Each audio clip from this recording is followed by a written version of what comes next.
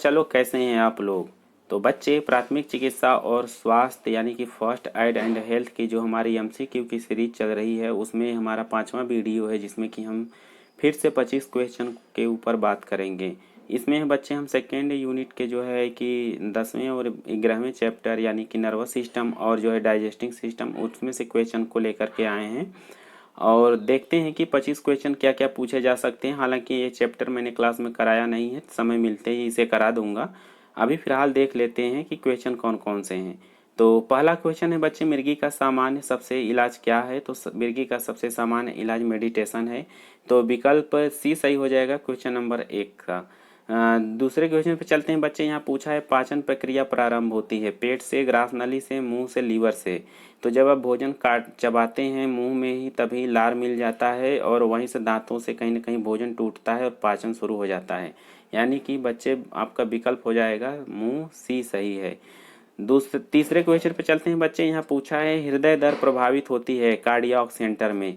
Cardiac centre के बारे में हमने पिछली वीडियो में शायद आपको बताया था कि जो हमारा पश्च मस्तिष्क है, पीछे वाला मस्तिष्क, वहाँ पे ये सेंटर होता है। और पश्च मस्तिष्क के 3 भाग होते हैं, पोन्स होता है, मेडुला ओब्लोंगाटा होता है और सेरिबेलम होता है। तो मेडुला ओब्लोंगाटा जो होता है बच्चे वो आपके हृदय की गति को नियंत्रित करता है, ना ज़्यादा और कम होने दे देता है। तो इसलिए विकल्प हो जाएगा तीसरे का बी सही।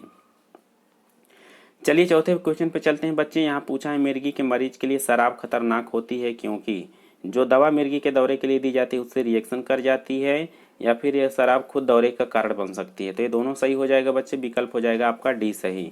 चलते हैं अपने 5वें क्वेश्चन पे बच्चा। यहाँ देखिए पूछा है किस तरह की जीवन शैली युवाओं में हृदय आघात को बढ़ा दी है।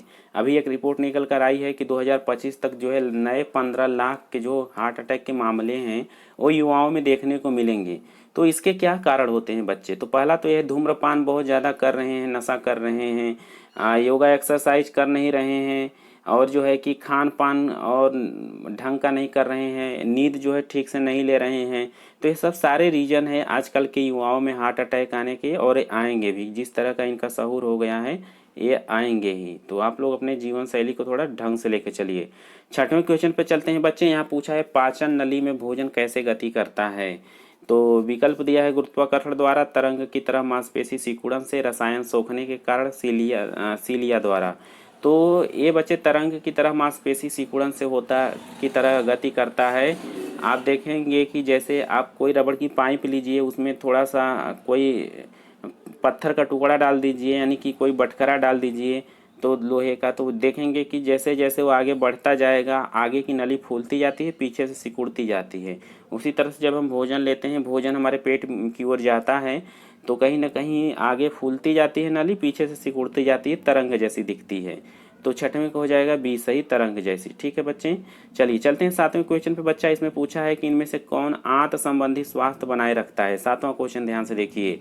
तो आपकी आंत कि कौन सा पोषक तत्व लेने से स्वस्थ होती है बच्चे। स्टार्च, विटामिन, फाइबर, वसा का कौन सा। तो जो 7वां का हो जाएगा बच्चे फाइबर सही है। तो फाइबर लेंगे तो पाचन क्रिया ठीक रहेगी। चलिए 8वें क्वेश्चन पे चलते हैं। इनमें पूछा है कि इनमें से क्या गलत करेंगे कि खाद्य विषाक्तता का कारण बन सकता है। तो क्या गलत करेंगे, खाना गलत बनाएंगे, हैंडलिंग गलत करेंगे, प्रक्रियाएं गलत अपनाएंगे। तो ये सब सारे रीजन जो होते हैं बच्चे भोजन विषाक्तता के कारण बन सकते हैं। तो विकल्प डी हो जाएगा सही। चलिए चलते हैं 9वें क्वेश्चन पे। और यहाँ पूछा है कि मिर्गी वाले व्यक्ति को रात में कितने घंटे सोना चाहिए। तो सामान्य व्यक्ति की तरह ही सोना चाहिए, बहुत ज़्यादा एक्स्ट्रा नींद की ज़रूरत नहीं है। 7-8 घंटे सो लेगा तो ठीक रहेगा। तो नो एक्स्ट्रा स्लीप। ठीक, चलिए चलते हैं 10वें क्वेश्चन पे। यहाँ पूछा है बच्चा कि ये प्रतिवर्ती क्रियाएं जिनमें मस्तिष्क शामिल होता है उन्हें क्या कहते हैं। जैसे कि डायरेक्ट मस्तिष्क जिस क्रिया में शामिल हो, जैसे कि आपका जो सूंघने का या फिर देखने का, सुनने का जो प्रक्रिया होती है वहाँ मस्तिष्क डायरेक्ट इन्वॉल्व होता है। जैसे आपकी आंखों पे लाइट पड़ती है तो कभी फट से आंख बंद हो जाती है, तो इसमें मस्तिष्क कहीं ना कहीं इन्वॉल्व डायरेक्टली होता है। तो सेरिबेलम रिफ्लेक्स बोलते हैं इस तरह की प्रक्रिया को। विकल्प हो जाएगा बी सही। 11वें क्वेश्चन पे चलते हैं बच्चा। यहाँ पूछा है हमारे शरीर में अनैच्छिक क्रियाएं नियंत्रित होती हैं। अनैच्छिक क्रियाएं मतलब जो हमारी इच्छा से नहीं चलती हैं। जैसे हमारे हृदय का धड़कना हमारी इच्छा से नहीं चलता है, हम उसे रोक नहीं सकते, हम उसे तेज नहीं कर सकते। तो ये क्रियाएं जो होती हैं अनैच्छिक होती हैं और ये कंट्रोल होती हैं पीछे का जो आपका मस्तिष्क है वहाँ मैंने बताया था एक मेडुला भाग होता है उसका, तो वहाँ से यानी पश्च मस्तिष्क के मेडुला 11 का ए सही हो जाएगा।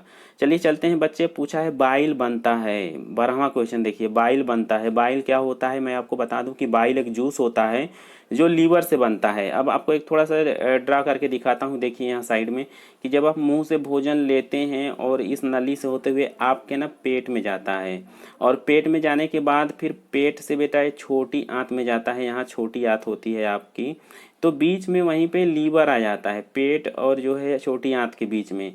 और ये लीवर क्या करता है ना, थोड़ा सा एक लिक्विड जो है कि भोजन में मिला देता है, और ये जो लिक्विड होता है कार्बोहाइड्रेट और विटामिन को तोड़ के पचाता है।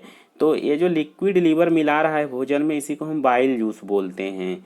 तो 12वें क्वेश्चन का बच्चे जो आपका विकल्प हो जाएगा वो सी सही हो जाएगा कि बाइल जो है लीवर में बनता है। ठीक है, चलिए तो अब चलते हैं अपने 13वें क्वेश्चन पे, और यहाँ देखिए पूछा है बच्चा कि इनमें से कौन सा खाद्य विषाक्तता का कारण है, यानी कि फूड पॉइजनिंग का क्या कारण है। बैक्टीरिया है, विषाणु है, वाहक है, तो ये सभी के सभी हैं बच्चे, तो विकल्प हो जाएगा डी सही। 14वें क्वेश्चन पे चलते हैं, और देखिए पूछा है दस्त के कारण क्या हो सकते हैं, यानी डायरिया सुना होगा आप लोगों ने, तो इसके क्या क्या कारण हो सकते हैं।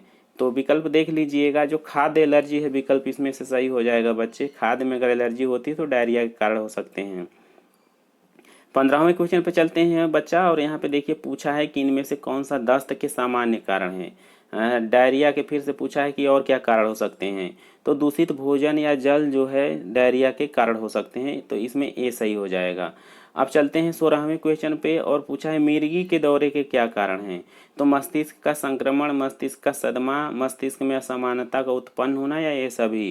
तो ये सभी रीजन हो सकते हैं बच्चे मिर्गी के कारण के। अब अगला क्वेश्चन पूछा है 17वां की खाद्य विषाक्तता के सामान्य लक्षण क्या हैं, यानी फूड पॉइजनिंग अगर हो जाती है किसी को तो क्या उसके लक्षण हैं। तो इसमें जी मिचलाना और उल्टी का आना जो है एकदम सही विकल्प है। कब्ज, जोड़ों का दर्द और सिर दर्द नहीं है, आपका पहला लक्षण होता है जी मिचलाना और उल्टी का आना। ठीक है, चलिए 18वें क्वेश्चन पे चलते हैं बच्चा। पूछा है कि कहाँ पर पाचन क्रिया ज़्यादा होती है। तो पाचन क्रिया जो होती है बच्चे आपकी छोटी आंत में सबसे ज़्यादा होती है। अभी मैंने आपको दिखाया कि मुंह से ग्रास नली से होते हुए पेट में भोजन जाता है, पेट से छोटी आंत में जाता है। छोटी आंत आपकी 7.5 मीटर लगभग लंबी होती है, वहाँ पे भोजन पचता है ज़्यादा टाइम तक, फिर जो बचा होचा होता है वो बड़ी आंत में चला जाता है, फिर मल के माध्यम से बाहर चला आता है। तो 18वें का आपका हो जाएगा छोटी आंत, यानी छोटी आंत में सबसे ज़्यादा भोजन पचता है। चलिए चलते हैं बच्चे अपने जो है कि 19वें क्वेश्चन पे, और यहाँ पे देखिए पूछा है लीवर पाचन में कैसे मदद करता है। तो मैंने अभी आपको बताया कि जो लीवर होता है ना एक जूस निकालता है जिसे बाइल जूस बोलते हैं, और वही भोजन में मिला देता है। जैसे आप चाउमीन खाते हैं रेस्टोरेंट में तो वहाँ पे आपको 2 तरह की चटनी देता है, तो चटनी मिला लेते हैं पेट में जाने से पहले, उसी तरह से बच्चे वहाँ लीवर जो है पेट से भोजन को छोटी आंत में जाने से पहले बाइल जूस मिला देता है। तो आपका विकल्प हो जाएगा सी सही, बाइल जूस। चलिए 20वें क्वेश्चन पे चलते हैं बच्चा। यहाँ देखिए पूछा है निम्न में से कौन सा आंत की रेखा को नुकसान पहुंचाता है। 20वां क्वेश्चन ध्यान से पढ़िए कि which of this can harm the intestinal lining. अब पहले तो ये जानना होगा कि इंस्टेटाइनल लाइनिंग होती क्या है। तो मैंने अभी आपको बताया कि जो छोटी आंत होती है बच्चे, तो वो ना जैसे कि ऊन की तरह जैसे ऐसे खूब ऐसे ऐसे होती है। तो इसमें ना अगर मान लीजिए छोटी आंत का थोड़ा सा हिस्सा हम काट लें, तो ये देखेंगे ऐसे काट लिए, तो छोटी आंत में ना ऐसे ऐसे ऐसे ऐसे ऐसे ऐसे अंदर थोड़े से रेस बाल की तरह संरचना होती है, और इसी को हम लोग बोलते हैं छोटी आंत की जो है रेखा या लाइनिंग बोलते हैं। जब भोजन पचता है तो यही जो बाल नुमा आकृतियाँ होती हैं, इन्हीं के माध्यम से पोषक तत्व ब्लड में शामिल हो जाता है और पूरे शरीर के अंगों तक पहुंचता है। तो इन्हीं लाइनिंग को खराब करने की बात की जा रही है कि लाइनिंग कब खराब होती है। तो आइए देखते हैं, विकल्प दिया है एस्पिरिन की वजह से, एंटीबायोटिक अगर हम दवा लेते हैं उसकी वजह से, कैफीन की वजह से, या ए और बी की वजह से। तो बच्चा इस तरह के जो है कि इसमें एस्पिरिन और एंटीबायोटिक्स होती है, अगर आप ज़्यादा दवा लेते हैं तो पाचन जो है उस पर छोटी आंत की जो लाइनिंग होती है वो खराब हो जाती है, तो पाचन ठीक नहीं रहता है। ठीक, तो इसमें डी सही हो जाएगा आपका 20वें का, हाँ 20वें का डी सही हो जाएगा। चलिए चलते हैं बच्चे 21वें क्वेश्चन पे, और यहाँ पे पूछा है कि सीने की जलन का मुख्य कारण क्या है। सीने की जलन आपको भी कभी कभी हुई होगी तो महसूस किए होंगे, तो वही पूछ रहा है। ज़्यादा वजन होने की वजह से, ज़्यादा खाने के बाद तुरंत लेट जाने से, ज़्यादा वसायुक्त भोजन करना, तो ये तीनों सही है। तो खाना खाने के बाद इसलिए कहा जाता है कि थोड़ा टहल लीजिए। ठीक है, चलिए तो 22वें क्वेश्चन पे चलते हैं बच्चे। यहाँ पूछा है कि इनमें से कौन सा जो है दस्त के समय, डिहाइड्रेशन के समय यानी कि सबसे अच्छा होता है। तो जब दस्त अगर जो है कि होता है तो कौन सा जूस पिए, कौन सा द्रव्य लें, पानी लेते हैं, शिकंजी ले, फल का रस। तो पानी और शिकंजी इसमें सही होगा बच्चे, फल का रस अवॉइड करेंगे, हम पानी और शिकंजी पियेंगे डायरिया के दौरान। चलिए 13वें क्वेश्चन पे चलते हैं बच्चा। यहाँ पूछा है कि आघात से बचने के लिए कौन सी चिकित्सा दी जाती है। तो आघात का अर्थ होता है बच्चे स्ट्रोक, जो मैंने आपको पढ़ाया था ये। तो इसमें ऐसी दवा देंगे जिससे कि खून का थक्का न जम सके, ऐसी दवा देंगे रक्त थोड़ा पतला हो जाए, ऐसी दवा देंगे थक्का फट जाए। तो बच्चे हम ये ध्यान देंगे कि ऐसी दवा देंगे जिससे कि खून का थक्का जमे ही ना, और दूसरी चीज़ ऐसी दवा देंगे कि खून पतला हो जाए, यानी कि डी सही है, ए और बी सही है। ठीक है, चलिए चलते हैं अपने बच्चे 24वें क्वेश्चन पे। यहाँ पूछा है मिर्गी की बीमारी सामान्यतः किस उम्र में शुरू होती है। तो मिर्गी की बीमारी जो होती है युवा अवस्था में शुरू होती है ज़्यादातर बच्चे, सामान्यतः। बी होने को तो किसी भी उम्र में होती है, लेकिन ज़्यादातर युवा अवस्था में शुरू होती है। तो 24 का बी हो जाएगा सही। चलिए 25वें क्वेश्चन पे चलते हैं बच्चा। यहाँ पूछा है कि खाद्य विषाक्तता की पहली प्रक्रिया क्या होगी, यानी कोई फूड पॉइजनिंग किसी को हो जाती है तो क्या देखने को मिलेगा। उल्टी आएगी, पहले पहले दस्त होगा, फिर नींद आएगी, या खाना खाएगा, मतलब क्या करेगा। तो उल्टी पहले आएगी। ठीक है बच्चे, तो यहाँ पे हो जाएगा 25 का ए सही। तो इस वीडियो में हमने 25 क्वेश्चन कर लिया है कंप्लीट बच्चा। फिर से 25 क्वेश्चन के साथ मिलेंगे हम अगली वीडियो में। तब तक के लिए जो है कि आप अपना ख्याल रखिए, अपने परिवार का ख्याल रखिए। मिलेंगे नेक्स्ट वीडियो में, तब तक के लिए जय हिंद।